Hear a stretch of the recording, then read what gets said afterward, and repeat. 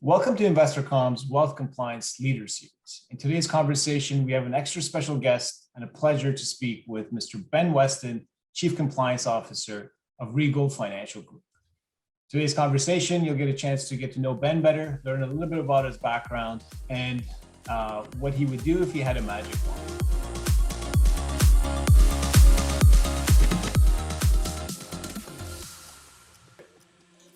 wand. Ben, if someone were to look at your bio and your profile, you'd definitely see that you've been a leader in the compliance industry, in the wealth compliance industry for some time. But if you were to step back, what are the series of events that led to you having interest in the regulatory field and in the compliance management field from a wealth market perspective? Yeah, so I think just looking at my background and my bio, I think, going back all the way to, when I was in high school, I always had an interest in economics, and the field of sort of financial economics kind of, it came fairly natural to me. I was just something that I was, kind of just, like I said, always interested in. So that's what I ended up going to college for, with the intent, I guess, to back up even farther. When I was growing up, I was always a big fan of John Grisham novels, right? So I always thought I was going to be a lawyer when I grew up. And so I went to college, got my economics degree, and then actually took the law school admissions exam, the LSAT, coming out of college. Ultimately decided against trying to go to law school, though, just because at that time I already had debt from undergrad, and the prospect of taking on even more debt for a law school degree, just something that didn't interest me at the time.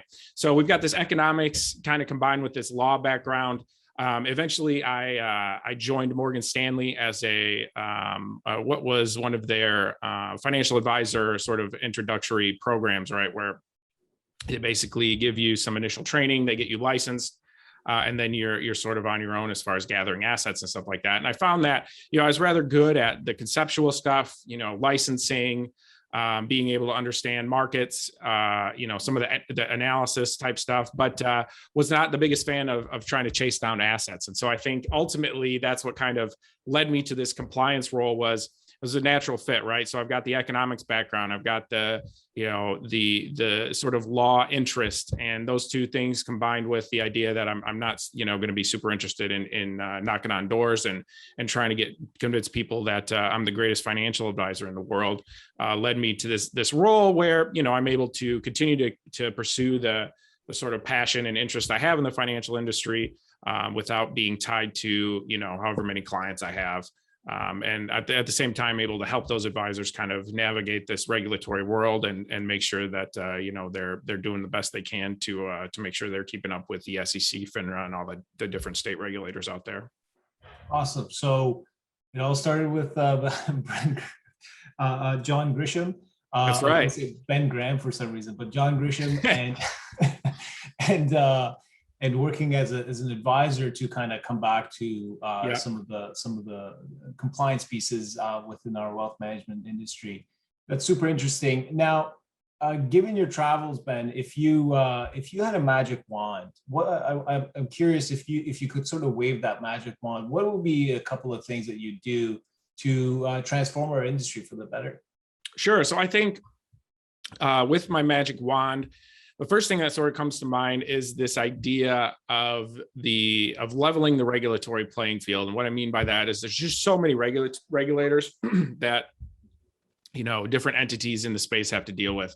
You certainly have FINRA who regulates the broker dealer side. You've got the SEC who's big on the RIA side, but then you have the individual state regulators, right, for state registered RIAs, and then you've got insurance commissions on top of that if someone's doing insurance business. So, depending on what your business model looks like, you're sort of dipping into a bunch of different potential pools regulatory wise, and they overlap depending on kind of how you're interacting with your clients. So if I were to wave a magic wand, and I think, there is some aspect to the idea that there are different regulators and it gives us kind of the freedom to do different things with our clients, but some sort of, level playing field with regards to expectations and all the different regulators, I think would be helpful. And one of the things I would attempt to do with my wand. Now, who knows, that may have some unintended consequences, right? That we didn't want, but that's kind of the first thing that comes to mind. Well, excuse me. The other thing is is just the technology. I feel like we're kind of always in this industry, we're kind of always trying to play catch up with technology, and that, the speed at which everything is evolving in the field with regards to social media, just general client communications. And then the regulations are kind of always trying to play catch up. And so, the ability for, the regulations to kind of work in step with kind of how all this stuff evolves with regards to technology would be much more helpful. And then, data management is always something that, especially as we get increased technology, I'd wave my wand and come up with some super data management system that would cover all of our different technological areas. I don't think it's possible, but it's one of the things that, if I did have my wand, it's one of the things I would sort of focus on. Hey, I hope you do get it. And some of the things you talked about, Ben, are super sound. I can't imagine kind of dealing with all the different stakeholders, let alone all the different regulatory bodies. And then, playing catch up with technology. And as a technology vendor, I know exactly what you mean. There's a new set of regulations that pop up, or a new set of requirements, and then boom, suddenly, a whole new industry is put together. Yeah. And data management, hey, that's the name of the game, right? Data is a new oil. Yeah, and I think, from our perspective, the data management stuff, I would, it's just, we have so many different sort of systems and vendors, depending on where people are licensed and how they're doing business. And, it's sometimes hard to get them to talk, or they don't talk at all. And so it's a lot of manual data review that, like I said, if we had some sort of super data management, AI, I guess, is what it would probably have to be at this point, as scary as that sounds. That would kind of be my magic wand moment. Absolutely. So thanks for sharing those, Ben.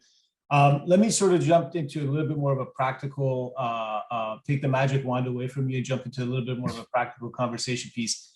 You've sort of seen, given your experience, the specifics of Reg BI and meeting the implementation deadline, and sort of finding a way to address the specific requirements. And regulation best interest really supposed to be one of the most significant enhancements to the advisor-client relationship. What are your thoughts? And now that time has passed, almost more than a year has passed from Reg BI's implementation deadline, and how do you think Reg BI will shape our industry if you were to sort of look at it 5 years down the line?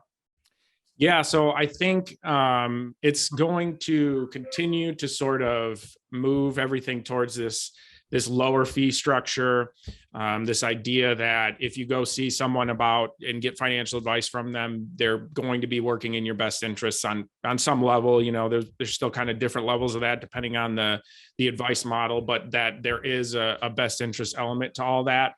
I think that, the disclosing of conflicts of interest, everything along those lines, I mean, it's all disclosure, right? So the disclosure language that we have to present to clients is just kind of blossomed over the past year. So I think that's all good. And I think it will sort of continue going forward. As far as how it's going to shape the industry, I think, the idea that, it sort of puts a little bit more onus on the broker dealer side, and that we have to evaluate some of these fund companies a little bit more objectively and quantitatively, means that it'll possibly force some of these fund companies to either reevaluate how they do business, or evaluate whether or not it's still profitable for them to be in business at all. So it'll be interesting to see how that continues to shape up over the next couple of years, because some of the stuff we're seeing on the regulatory notice front, firms are kind of all over the place with regards to their implementation of Reg BI. So you have some firms like us who are kind of on schedule, try to get out in front of it as much as we can, but there's other firms who really haven't done much at this point, and so they're going through a much different experience right now when they get visited by FINRA, the SEC, and kind of are told, hey, you guys gotta play super catch up here. So that those kind of ripple effects will kind of continue to happen over the next 6 to 12 months, I would think, before everybody's kind of had at least one cycle visit by an auditor and gone through the routine of, what's your Reg BI process? How do you deliver CRS and things along those lines? Hey, as you mentioned, name of the game sometimes is playing catch up. You also touched on the point about sort of technology, and sometimes it feels like playing catch up. In your respective view, obviously, as a technology vendor, I wonder, what do you think what the role of technology will be in helping firms like yours and advisors or financial professionals fulfilling the Reg BI obligations? Yeah, so I mean, so that's kind of the reason we originally engaged with InvestorCOM, right? Was the technology behind all this. You know, we kind of went into Reg BI and looked at some of the things that we were going to have to do going forward. You know, monitor our shelf, make sure we had the reasonably available alternatives comparison, and you know, technology is really the only realistic, I think, way that we could kind of accomplish those things without completely stripping down our product offering on the BD side, right? And just going to, you know, here's the 10 funds that we track and kind of have up-to-date information on all the time and are able to kind of provide those comparisons on. So that's where something like, you know, peer compare comes into where, and, you know, shelf monitor just sort of pairs with that to where we have the shelf, we can understand what's on the shelf. You know, you guys are able to track changes for us. And then the advisors are able to use that tool for the comparison. Is just something that I don't think we could do, you know, without technology. And then, you know, back to sort of the idea that, you know, regulations are always catching up with reality. The idea that most of our communications nowadays are done electronically. How do we track that? You know, something like, you know, the Compliance Express system, where we're able to track, you know, the deliveries of Form CRS. If they have client notes that they want to upload into there and create it as a kind of a quasi CRM system. You know, it's just, without technology, I think, you know, you're left in this sort of old school paperwork, you know, where we're doing a lot of handwritten things, and it's just not efficient. It doesn't really keep up with the times. And then, you know, on top of that, you throw a pandemic into everything to where now people can't even meet to fill out paperwork. So the you know, technology just becomes more and more important in order to continue to be able to do business. So yeah, so I don't think it's possible without technology, to be honest with you, unless, you know, maybe for a very, very small firm it would be, but definitely not anybody with any type of scale. Absolutely. Hey, Ben, it's always a pleasure chatting with you. Thank you for sharing your insights between holding the magic wand and as well as some of the insights from, you know, dealing with multiple stakeholders and regulators, as well as what technology is able to do from a enablement perspective for your firm. So thank you very much for your time today. Yeah, thanks, Parham. Appreciate it. Appreciate everything you guys do for us. Yeah, good luck. Thank you. Okay, if you enjoyed today's conversation, please like this video and subscribe to InvestorCOM's YouTube channel for more around our Wealth Compliance Leaders series.